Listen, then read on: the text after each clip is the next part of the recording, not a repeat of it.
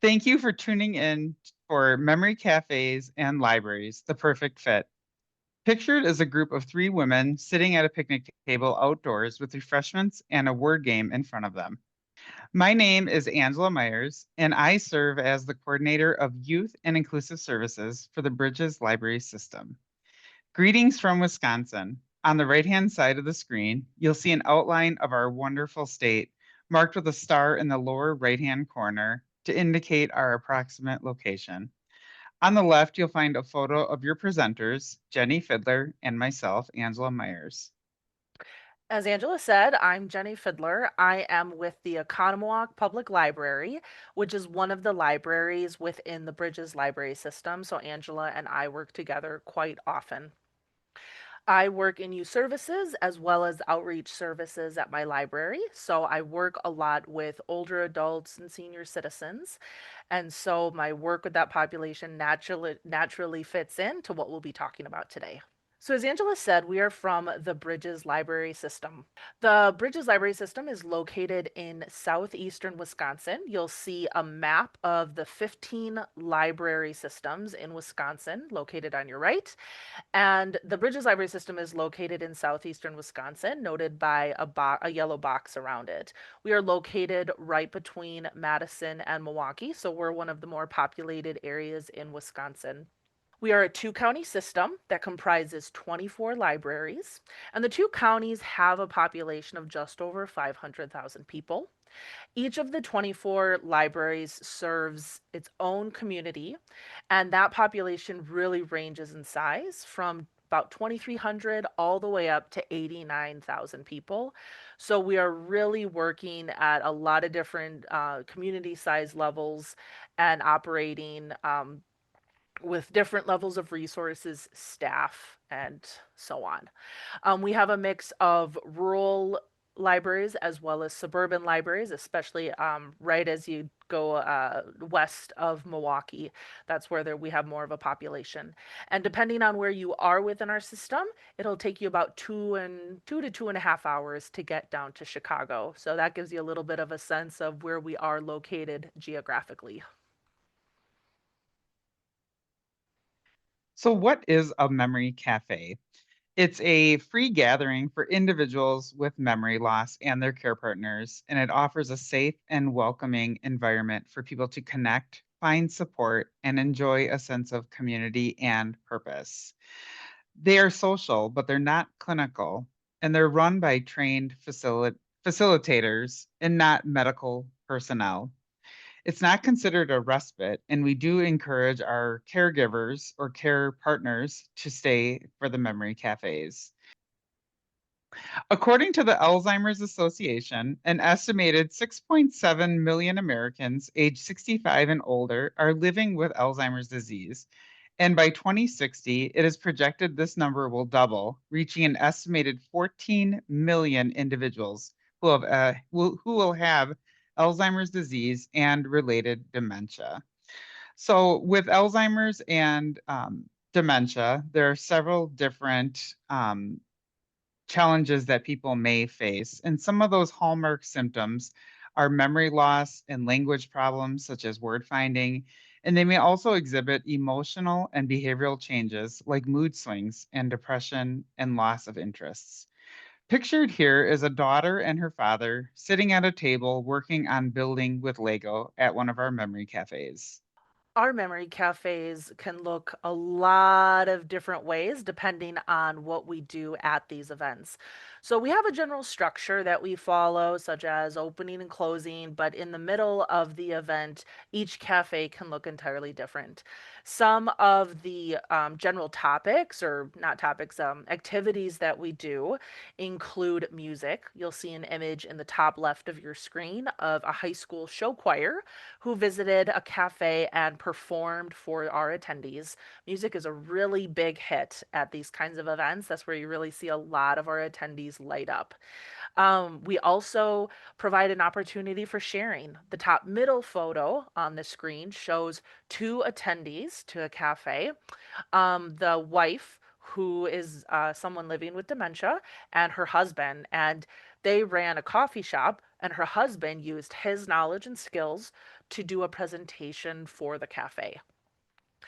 Food related programs are also absolutely huge. You'll see an image in your top right corner of your screen of a couple enjoying an ice cream social event.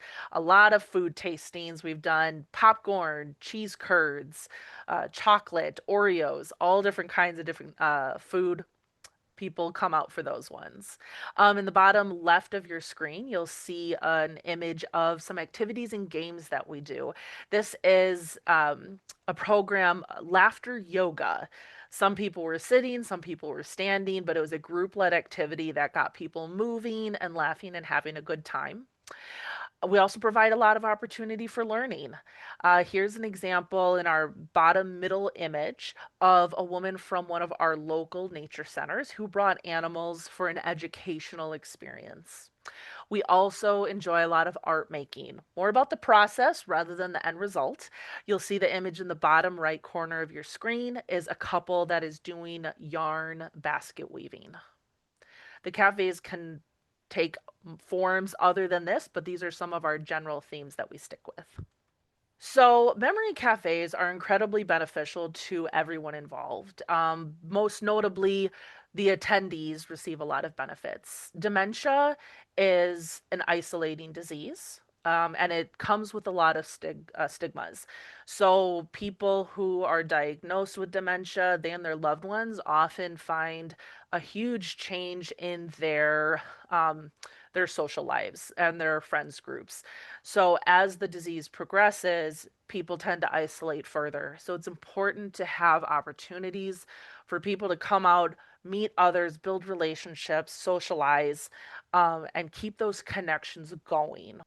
We also provide opportunities to stay active and engaged. We, like you saw in some of those images, there's movement, there's language, there's words, there's learning. So these kinds of programs offer an opportunity to keep our brains active.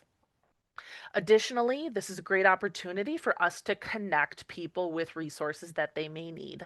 Wisconsin is served by the Aging and Disability Resource Center, shortened to ADRC. And we have a dementia care specialist from the ADRC come to as many of the cafes as they are able to. They are there having a great time socializing with these families, and then they are in the perfect place to offer resources and trained knowledge for the people who need it most.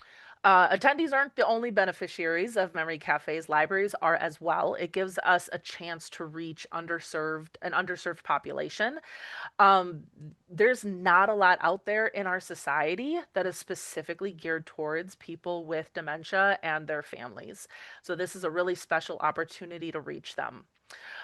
We are also able to get them interested in other library services and programs. It's not going to happen in every case, but the Memory Cafe might be the reason that they walked through the door that day. They might not have been familiar with their local library or a different library otherwise. One example we have is at one of our libraries, a mother and her daughter were attending the cafes and they learned about another adult program at the library, Wii Bowling, and they decided to join that. And so all of a sudden, their opportunities grew, and they were able to enjoy the library in other ways that they didn't know about otherwise. The libraries can also build relationships with community organizations. Quite often, we bring in presenters. You saw in those images before a high school coming in to perform, a local nature center. So, we've had farmers and small business owners. So, it's a really fantastic way to connect with other businesses and organizations within our communities. We wanted to provide a history of memory cafes in case this is the first time that you're hearing about memory cafes. They actually started in the late 1990s in the Netherlands, and they were actually called Alzheimer's cafes. Two began in the United States in 2008, one in New Mexico and another one in Minnesota. And then in 2012, the Fox Valley Memory Project in Wisconsin launched their first memory cafe, and they have since grown and grown. It was in 2013 that I attended a local library conference, and that's where I learned about cafes. And I sat on that information and I did research and I shared that information with our member libraries. And it was in 2015 that we launched the Library Memory Project with 4 libraries. In the upper right-hand corner is pictured our logo. We use this logo for a lot of our branding and to make sure that we have a consistent look. Moving forward between 2016 and 2022, we saw a lot of growth in our library memory project. We had 6 additional projects form within the library memory project, and 1 project dissolved. And then now that we're in 2025, we have 6 memory cafe offerings per month for people that live in our region, and 21 libraries participate across 2 counties. And one thing that we will touch on in the future slides is that a lot of our libraries operate in a rotating fashion. So that means that they share the responsibility of hosting. So when I say project, that means a grouping of libraries. Pictured on the screen is a zoomed in map of southeastern Wisconsin. And each color group on the map signifies a different library project. Um, so you'll see that to our west is Madison and to our east is Milwaukee. And notably, there is a higher concentration of memory cafes and libraries near Milwaukee where it boasts a larger population. The library groupings consist of 3 to 5 libraries that take turns hosting the events. All cafes operate on a rotating schedule except for one that hosts monthly, as it's located in the largest the largest city within our system. The following video will provide an overview of the Library Memory Project and the concept of memory cafes.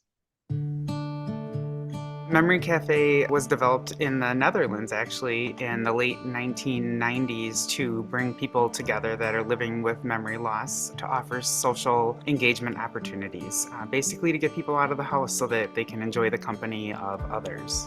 I am Jen Harders. I work for the Aging and Disability Resource Center of Waukesha County. I am a dementia care specialist there. There's so much that memory cafes do. They bring people back out in the community. We know the statistics tell us that when there is an individual living with dementia, they often become isolated. They have fear of saying the wrong thing or doing the wrong thing or not knowing what to do in social settings. And memory cafes provide a safe environment for individuals living with dementia and their caregivers. The first time you come to a memory cafe, you will be greeted by somebody and you'll be given a name tag with just your first name. And then you will be seated with other folks that are there at the memory cafe. And then we slowly begin the program, usually with an icebreaker. We'll ask everyone to introduce themselves by their first name, and then we'll ask just a simple question, like, what do you like about fall? What kind of games did you play when you were kids? What kind of songs did you sing? And those are the things that start conversations that people can remember, have those long ago memories of, and that's an important thing. They get to verbalize what they do remember, and that's a successful cafe, I think. And then we kind of move into more of a program or a topic, and that's where we'll do some of our activities like bingo or painting. You never know what you might get at a memory cafe. They're all different. I'm suffering with dementia, so a lot of the library people know that, and make it easy for me to come in. There's a lot of activities and stuff that they do, bring us all together, so we have to talk to each other, Every month they change libraries, and so that's our thing. Once a month, that's where we go, and it's fun to see different libraries. We know that people who have never met before, have never had any kind of relationship, a lot of times will get connected at these memory cafes and form their own kind of support group and build bonds and see each other outside of the memory cafes. We're building a support system for them as well. Families have told us that after their loved one has attended a memory cafe, they're often in better spirits that day and sometimes the day after. So if you're getting one better day, I think it's worth coming to a memory cafe.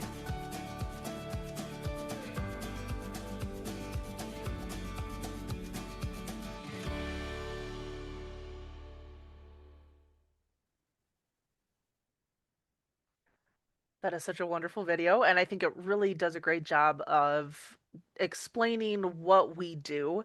So hopefully, as we get more into the nitty-gritty here, you'll have a better idea of what we're talking about now, having seen that in the video.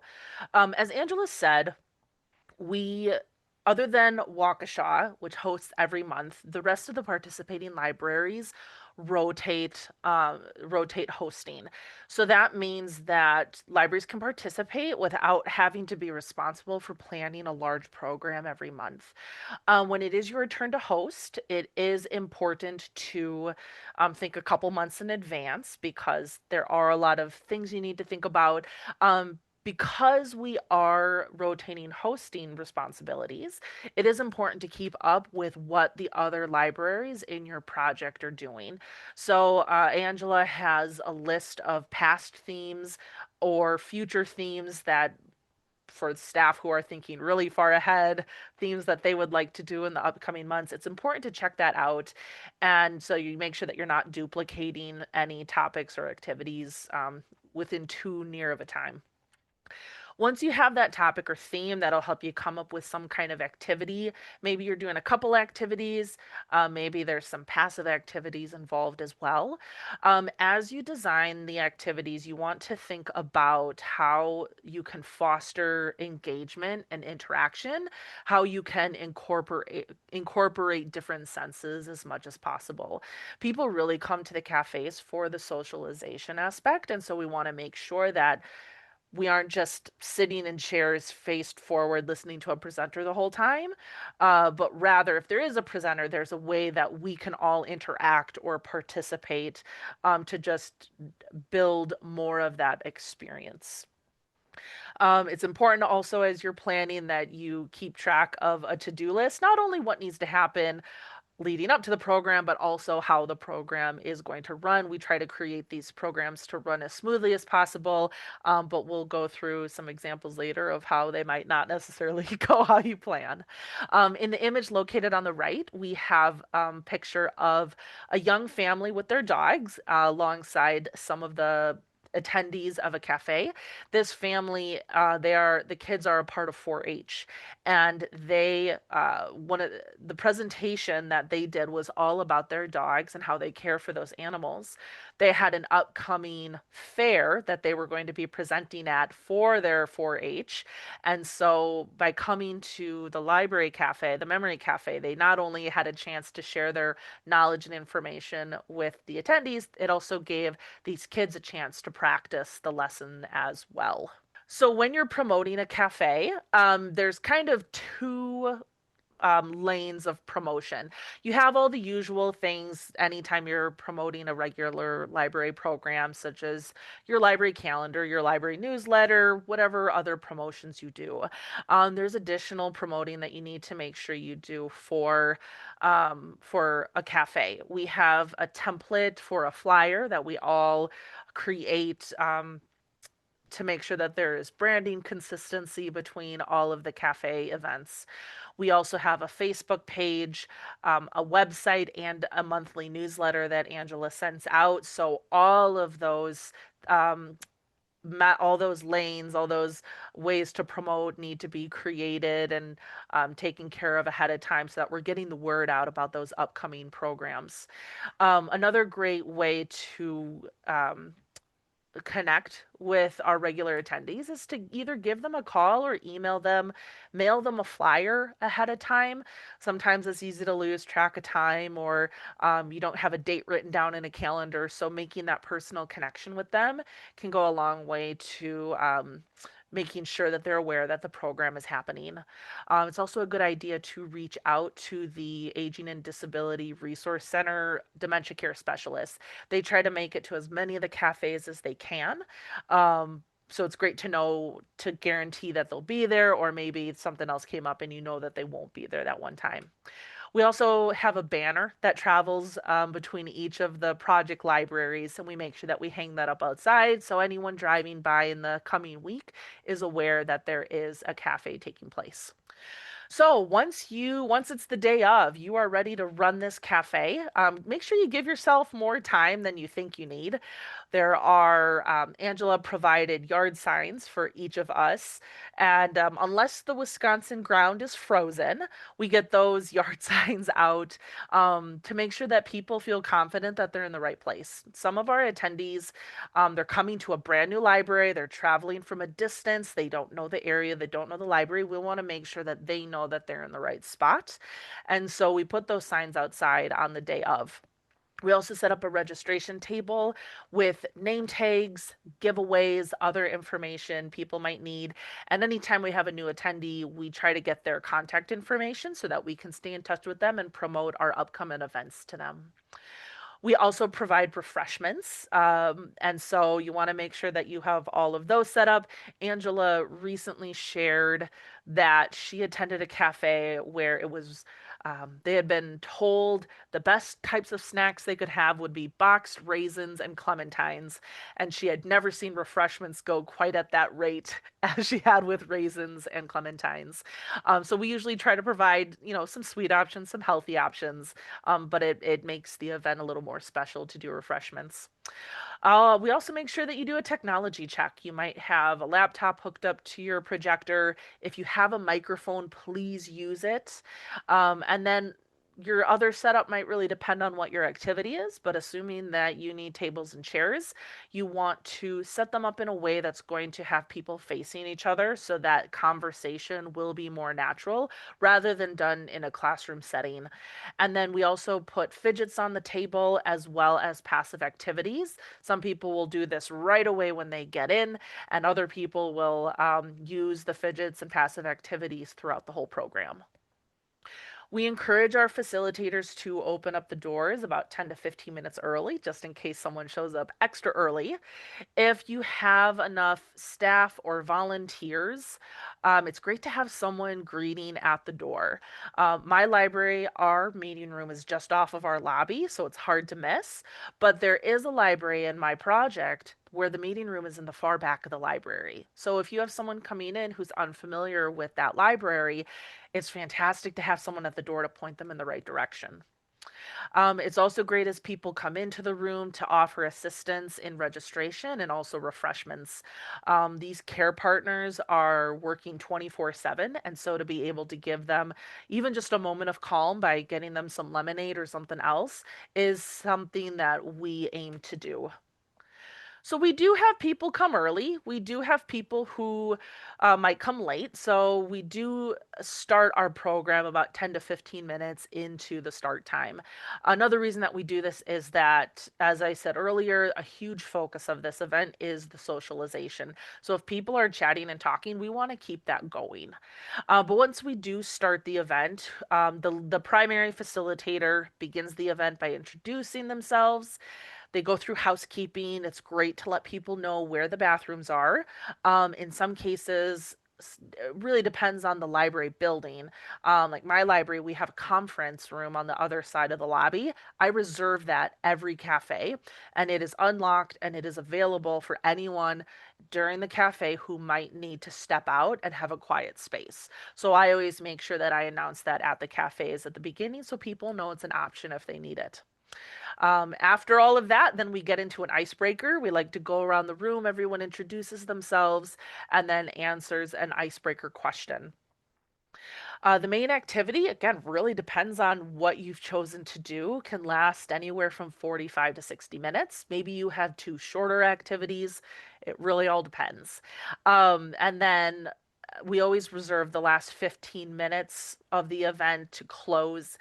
We like to announce birthdays, anniversaries, maybe sing some happy birthday, and then also announce upcoming cafes, hand out flyers.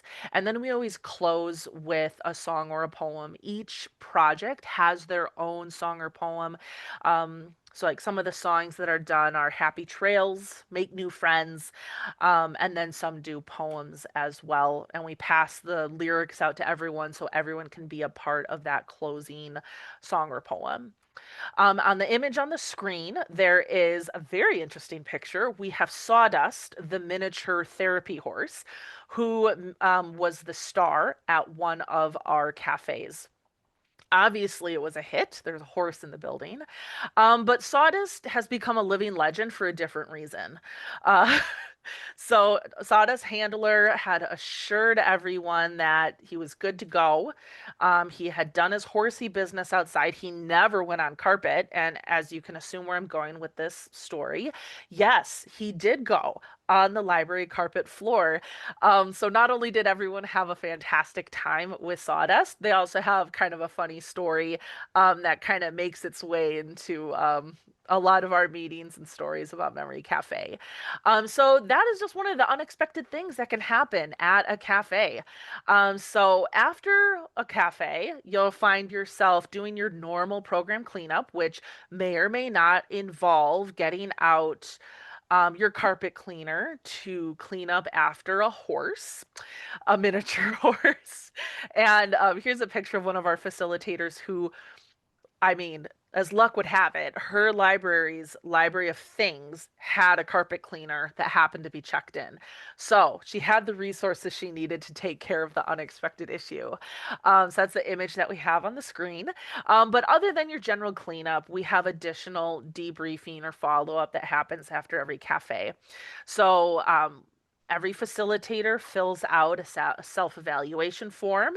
We also have a shared attendance database. And so, if you want to keep track of who is attending, especially because this is a type of program where people cycle in and cycle out, unfortunately, just due to the nature of the disease.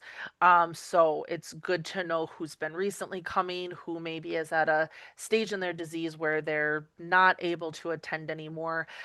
So we do have that shared database. They have to make sure that you update. We also send any pictures that we have to Angela, who's our project coordinator. So all of that helps us stay consistent and on the same page across all of the library projects.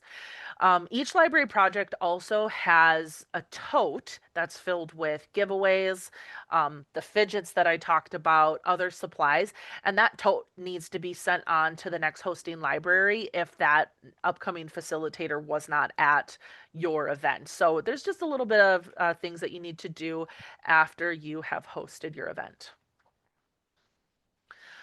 So it's always one of the big questions in any kind of presentation is what costs are we looking at?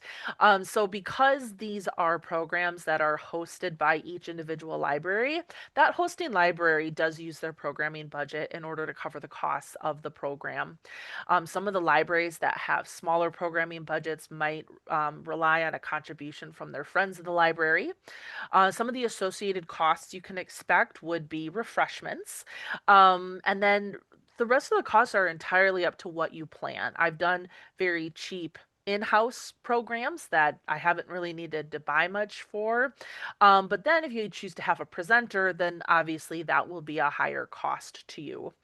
The last note on the screen is mentioning the traveling tote, and you can see an image on the right-hand side of one of the totes. It has some fidgets in it. It has registration materials, coloring materials. Um, that those totes generally need a bit of a refresh once a year, and Angela takes care of that at the coordinator level. So that might be refreshing giveaways, replacing some of the fidgets, or anything else that we think needs a little bit of a refresh from year to year. So who is putting on all of these memory cafes? Well, as Jenny said, each individual library offers the memory cafes primarily using staff from within the library as well as library budgets. I do ask that the libraries assign a primary facilitator. They're the person that's really planning the memory cafe, promoting it, and doing the record keeping. I also ask that they assign a secondary facilitator, and that person can have a different role depending on each library. Some of our libraries will have their primary and secondary at each memory cafe helping out. Those tend to be our medium to larger size libraries that have the staff that can do that. Other ones may appoint that secondary facilitator position to a key volunteer or perhaps a board member who wants to get more involved. That secondary facilitator role is really to assist at the cafe and step in should the primary facilitator um, need to go on vacation or call in sick or take another position. It really helps with the continuity of the program to have two people that are involved in the memory project. We also have volunteers that work at the memory cafes themselves. I shouldn't say work, they volunteer.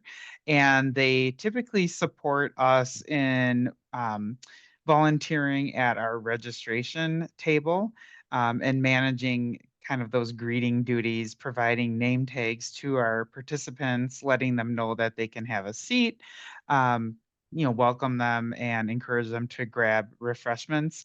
We do have some volunteers that like to specifically work with the refreshments, bringing them to people. As Jenny said, we have a culture of providing top-notch hospitality to our memory cafe attendees. Caregivers are on the clock all the time. So if that means that we can bring them a coffee and a cookie at the table and they don't have to get up and get that, that's what we're there for. And we encourage our volunteers to do that as well. We also have volunteers that are there to help engage in conversations with attendees. And they also can help assist with different projects that we're working on. If it's an art project and perhaps the caregiver is diligently working on their project, perhaps our volunteer can work with the person living with memory loss to complete their project.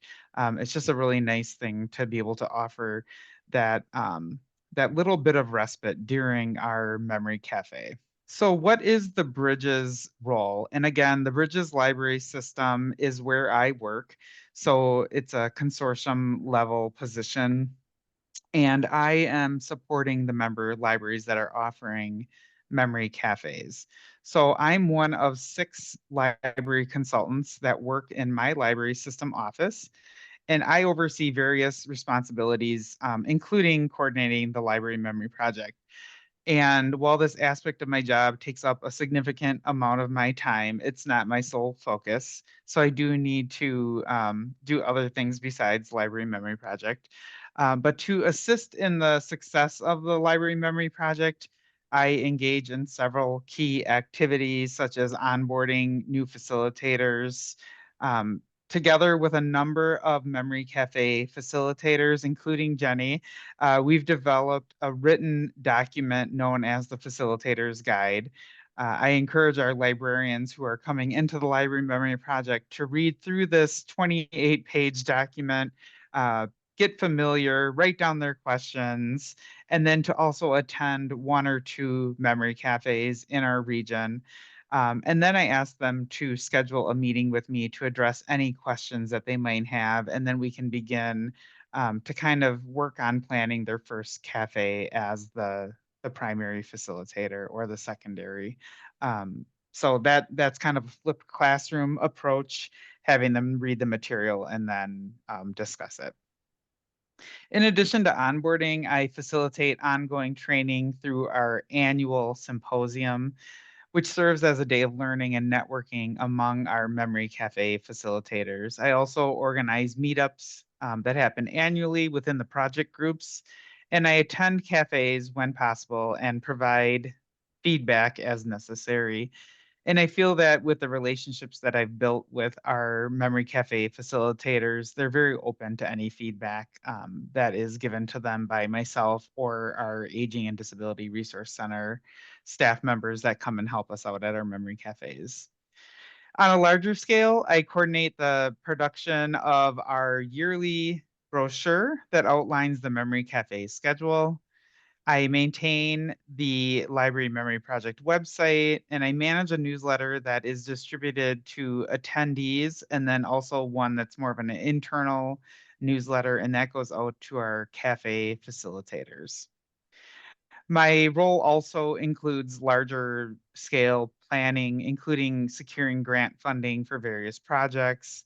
And these funds have been utilized for promotional efforts such as branded giveaways, a paid partnership with StoryCorps, which Jenny will touch on shortly, and also the hosting of our annual symposium. Coming up, Jenny will discuss some more of the significant initiatives at the system level, but that are carried out at the library. So not all initiatives originate at the system level, though. Recently, I had a library reach out to me saying that a local movie theater had offered to show some advertising for the library memory project as long as we could provide the material. So what they were looking for was a 30-second video that could be played before the trailers at the movie theater, as well as some posters for the hallway. So we got on creating a 30-second video, and shortly, within the next week or two, we should be up on the big screen at our local movie theaters, and we can't wait to kind of show people what we're doing and seeing what kind of follow-up we might have from that initiative. So libraries are very busy promoting the Library Memory Cafe or Library Memory Project cafes month over month when they're hosting, just like you would do any other library promotion. But there's also an expectation that libraries will also do some annual promotions of their memory cafes, and that's something that I also help with. So some of the ideas that our libraries are doing is they will reach out to senior living homes, those that have independent living, to let them know that we have memory cafes, doing presentations for their own library board, their friends of the library, getting advertisements out to the senior taxi service. And even I've heard of libraries reaching out to their utility companies to get a stuffer inside of their bills so that everybody in the town will receive it. One of the biggest things that I'm proud of that we've gotten accomplished is that we now have our local hospital actually giving out our library memory project brochure to any families that have a new diagnosis of memory loss. So they're receiving our information directly from their clinicians, and we often hear from our attendees that that's how they heard about memory cafes. So we can't ask for a better support partner in our community. So we have several different professional partners that we work with. The ones that we see the most often would be our Aging and Disability Resource Center, dementia care specialists. So in Wisconsin, we are very fortunate that every county in our state has a dementia care specialist. And their role is to really connect with people in the community, to give them resources that they need. And one of the things that they do for us is that they will talk about the memory cafes to their clients and then encourage them to attend.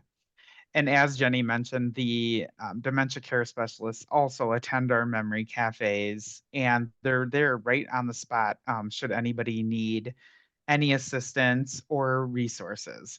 So it sure beats having to pick up a phone and leaving a message and then waiting for a call back, because they can literally just turn to the person next to them or get up and talk to the dementia care specialist and ask for assistance. They also are very great about giving feedback to our facilitators. So there's been instances where, perhaps we could have worded something better, or perhaps we could position the tables and chairs in a more conversational way. Those are the kinds of things that they are willing to give us feedback on, and we are more than happy to receive that feedback so that we can continue to improve our memory cafe experience for our attendees. Although the 6 monthly cafe offerings are our bread and butter, we do some other fantastic things throughout the year. Back in 2019, Angela had this amazing idea. She's a great ideas person. She had this amazing idea to put together this family day event that would take place on a Sunday, and it would be an opportunity for all of our attendees at all the cafes to be invited to this one day, and it would be a drop-in event, big splash, and it would, since it's a weekend, it would be an opportunity for family members, including grandkids, a whole bunch of different generations, to come together to just have a very positive social day. So the image on the left is a picture of me working the refreshments table at one of our past family days. This started off as um, a once a year event, and in the county that I'm in, it takes place in the fall at our county's nature center, and this has grown so much in the past couple of years. We've added the some cafe projects west of us in Jefferson County, and so now Angela is also running a spring family day for that county as well. So this just really, really continues to grow, and we have so many awesome things. We have music offerings, photo booths, bingo. Um, at the nature center that we do ours at in the fall, there's a planetarium connected to it. So we do planetarium shows. We have paved walking trails. So we do guided walks, and sometimes we have s'mores. And it's just a really, really fantastic day, and a way to celebrate this fantastic organization that we have alongside all of their friends and family members. In addition to that, I mean, that's the big thing to talk about, but our libraries also make a point to put together educational programs throughout the year, that may be informational sessions about dementia and other memory loss. But the library is also a fantastic way to be a space to schedule one-on-one memory screenings. And because we have 21 libraries involved, that's 21 different communities that might be hosting or throwing their own kind of events that might be perfect for the Library Memory Project to be promoted at, such as local senior fairs or other dementia friendly events. A little bit ago, Angela touched base on a wonderful grant opportunity that we had to connect with StoryCorps, which, if you're unfamiliar with it, it is a nonprofit based in New York City that aims to record, preserve, and share the stories of Americans from all backgrounds and beliefs. And with the grant funding, two StoryCorps staff members flew out to us and trained 12 of us to learn how to facilitate these recordings. Angela was our project lead on this, and so we had it's such a fantastic opportunity. We focused first on capturing the stories of older adults. In the image on the left is, you'll see in the center a man named Kurt and his wife Karen and their daughter all came together to record family stories. Kurt was living with dementia, and this was probably one of the toughest recordings I ever did because we didn't know until I had hit that recording button whether this was going to happen or not, because it really depended on how he was doing that day.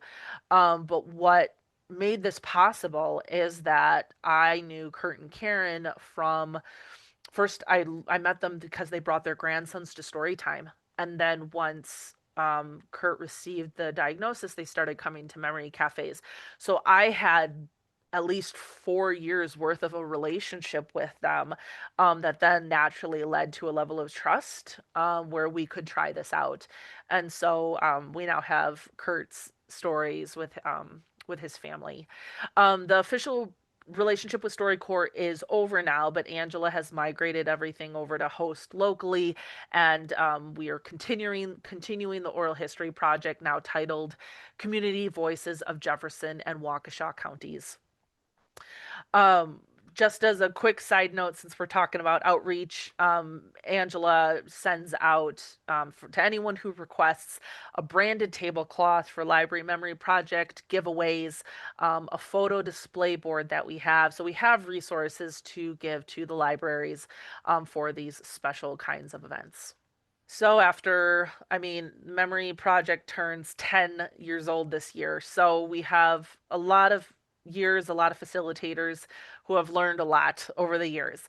I recall Angela once described memory cafes as adult programming with sensitivity. So if you've run adult programming, you have a lot of the groundwork done. We just have some tips and advice that we think just helps you take a memory cafe to the next level. First of all, we recommend that facilitators do not require registration. People coming to a cafe can really depend on how their day is going. People have good days, they have bad days. And so, not knowing what that date in the future might be for you or your loved one, you might not register then because you don't want to take that spot from someone else. So if we want registration to get an idea of how many people might come, we use preferred or appreciated as our verbiage as opposed to required. We also recommend that you intentionally simplify your passive activities. Our attendees really enjoy word puzzles, and so I always make sure that I have a word search on the table. However, I make it myself. I don't go out and find something online that would save me some time.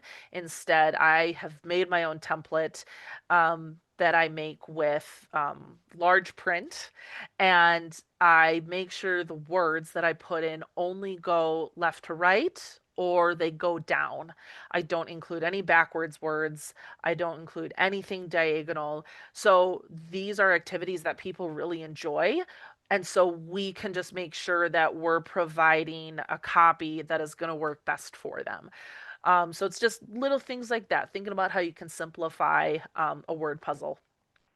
It's also fantastic to provide a sample written of instructions depending on what your activity is. Sometimes the activities are group led, there's no real instructions, and that's fine. But sometimes there might be a specific activity. And so I want to note the picture that I have on this screen. It's a picture of a bunch of us who attended this cafe. We did floral arranging, and we're all holding our bouquets in this picture, and all of the bouquets look gorgeous, they're colorful, we're all smiling. We had a wonderful time, and I love this picture. However, it also reminds me of room for improvement. So the florist that came in to lead this program went way too fast. She was moving at a pace that no one could keep up with. And by the time, and it was, okay, grab this flower and cut it down to this length and locate it in this part of the container, and then grab these four of this color. And all of a sudden, if you missed one of the steps, you didn't know where to catch up. And so there was room for improvement on how those instructions could have been given. And then that takes me right into my next point of talking to presenters about the nature of cafes and how they need to adapt their communication. I had brought this up with the florist, and she reassured me, "Oh, I've done this, program at senior facilities. I know what I'm doing."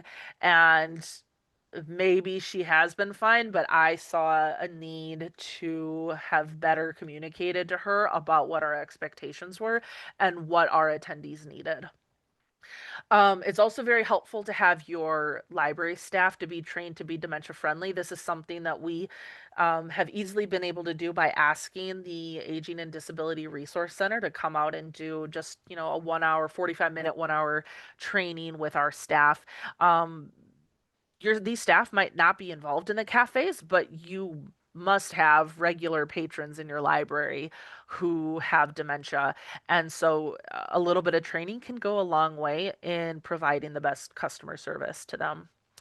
And then one of the last little tidbits I'd give is that we encourage the facilitators to attend other cafes. This not only helps the facilitators within one of the projects to keep up their relationships and communication lines with each other, it also creates consistency. You are not seeing people just once every few months. If you're able to get to the other cafes, not only can you help out, but you're also seeing the attendees much more regularly. Um, I have been talking about how you want to plan, be prepared for this program. However, you have to be flexible in the moment. You have to be able to focus on that the point of this experience, the point of this event is to have a good experience rather than focusing on the outcome. So, as we've stated, we want people to socialize with each other. So, we want to prioritize that conversation and interaction. I've seen couples come in and they just go to individual tables and they're just eating their refreshments by themselves. So to either go over and start a conversation with them or invite them over to someone else's seating area can go a long way to start really focusing on that conversation. As we've reiterated multiple times, focusing on hospitality, bringing items to people, kind of trying to anticipate what their needs might be and help in whatever small way we can. The image on the screen is Jess, one of our facilitators, who is helping out at a popcorn tasting event. And so I was in the side room filling all of the cups with popcorn, and she was getting out there delivering all of the delicious popcorn to the attendees so that they could just focus on having a good time. We also encourage that you need to be flexible in how people are communicating. We have some people coming into the programs who are talkers. I'm thinking of a particular attendee who loved puns, and he would say the same pun over and over again, and he just loved talking. And so that might be how one person comes in and communicates. And then you have other people come in who don't say a whole lot. Maybe their care partner does the talking for them. And so you just have to um, adapt to whatever that communication scenario might be. Um, I keep mentioning being flexible. People do not always participate how you might expect. I did a sandcastle building program one summer. I had containers of sand out on all the tables and sand building equipment, and each of the groups had time to build a sandcastle. And we had minifigs from our Lego supplies that they could have fun with. And one of the tables barely touched their sand. They just sat and talked the whole time. And I'm someone who's very task driven. So I found myself focusing on, well, okay, I did a lot of prep work for this. Why aren't they doing the activity? And I had to remind myself that that wasn't the point. The point is that they're having a good time. And so I had to change my expectations and adapt to what was happening. And so you just need to pivot as needed because you're never quite sure how the event is going to go.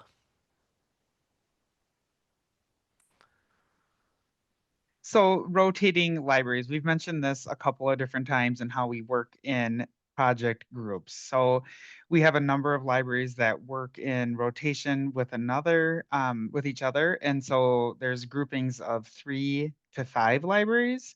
And so what I mean by that is one library hosts it 1 month and then it moves to another library and then it moves to another library. So it might be a couple of months until you host again, with the exception of our largest library, which does host monthly because they can sustain that with their population and staff.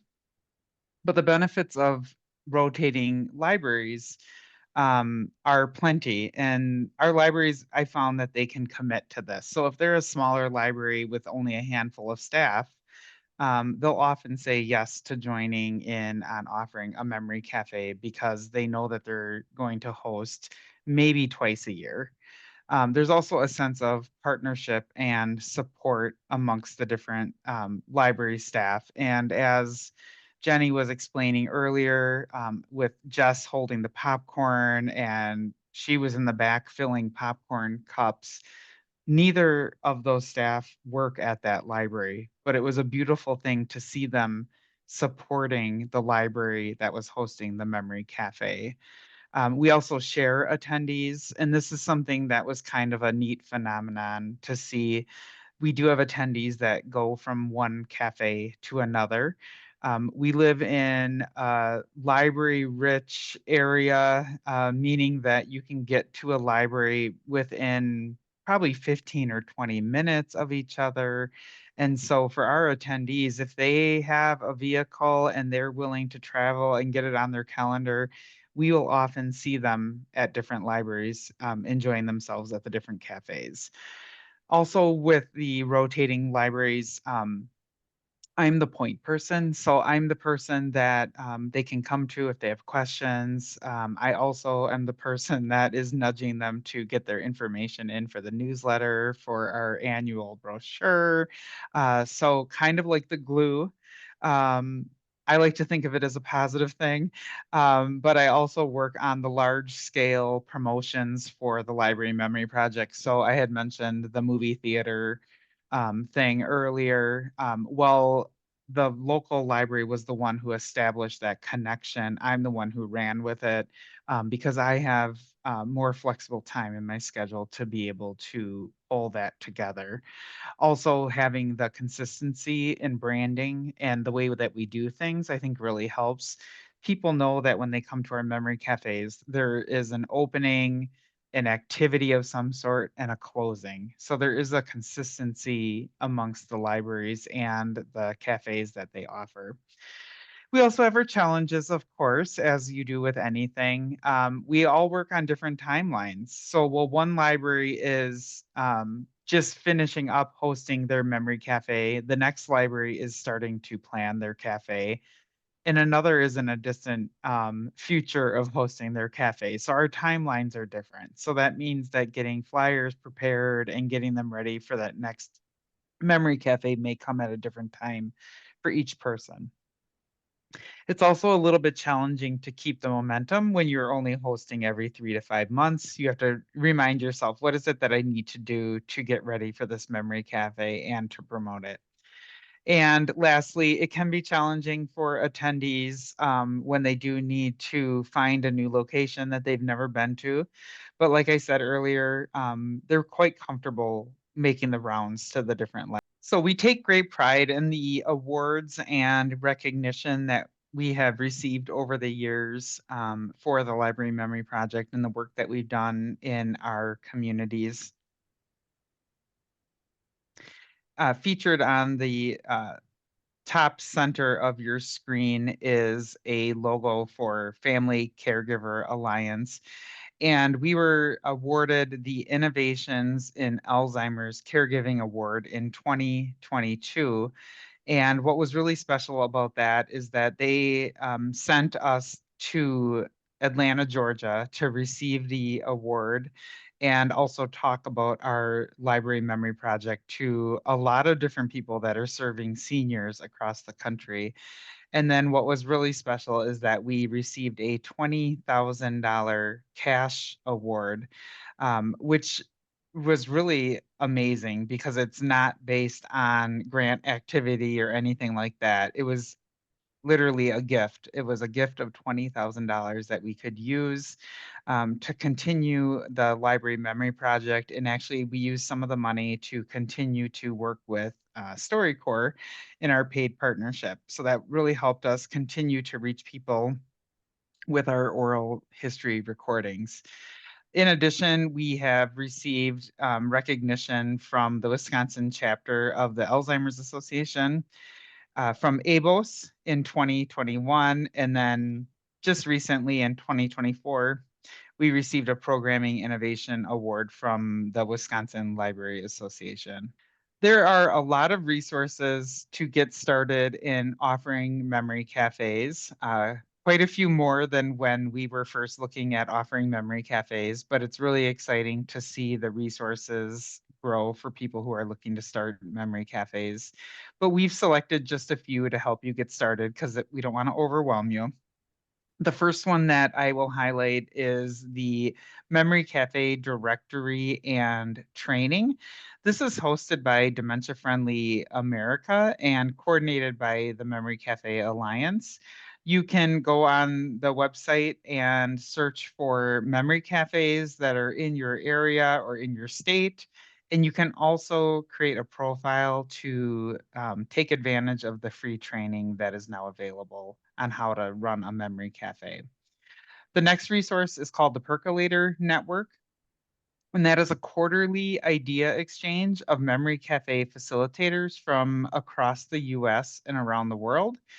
There are a ton of resources on the Percolator Network website, including PSAs and flyers and all kinds of information. So I would definitely check out the Percolator Network. And last, be sure to check out the Best Practices Guide for Memory Cafes, which was created by the Wisconsin Alzheimer's Institute. It's just a really great guide that you can look through from start to finish to kind of get a better idea of what is all involved in a memory cafe. So we encourage you to contact us if you have any questions. So our contact information is on the left-hand side of the screen. And then on the right-hand side, you will see a visitor that we had to one of our memory cafes. His name is Murphy, and he is standing on his hind legs. And he's standing next to one of the yard signs that Jenny had mentioned earlier. It has the Library Memory Project logo on the top, and then it just says in very bold letters, Memory Cafe Today. And these are often placed outside of the library, but also some libraries place them inside, kind of as a wayfinding signage so that if people recognize our logo, they know that they're in the right place. I would also encourage you to follow us online. We have a website at librarymemoryproject.org. Feel free to sign up for our monthly newsletter that goes out to any attendees or prospective attendees. And we also have a Facebook page. When we finish our memory cafes at the very end, we ask our attendees to close with either a poem or a song. And we thought it might be appropriate to close today's session by reciting an Irish blessing that one of our project groups uses. And it's called Best to You and Yours. May love and laughter light your days and warm your heart and home. May good and faithful friends be yours wherever you may roam. May peace and plenty bless your world with joy that long endures. May all life's passing seasons bring the best to you and yours. Thank you for joining us today for this Memory Cafe webinar. Thank you, everyone. Thank you, everyone, so much.